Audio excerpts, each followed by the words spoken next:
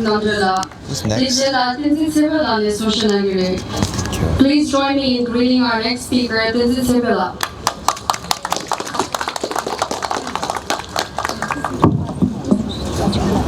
Hello everybody, my name is Tenzin Tsepal and I am 12 years old. Today I'm going to talk about Logarangten and his sacrifice for a free Tibet.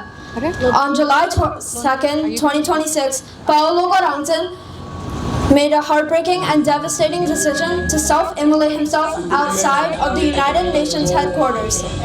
He did this action beside a Tibetan flag that he had placed. He chose this path because he felt that this was the only way to help people around the world learn about Tibet's struggles. Logarangten was not a stranger to hardships. He was born in eastern Tibet, left his home, and built a new life in the United States. Over the years, he lived as a Tibetan activist. More than 170 brave Tibetans have self-immolated themselves for a free Tibet. Logarangten has also spoken up against many policies that threaten Tibet's culture, language, and human rights. He made the sacrifice after a new law called the Ethnic Unity and Progress Law, which threatens to erase the very identity of Tibetans. Personally, when I first heard this news, I was deeply saddened because he was always there at protests and events.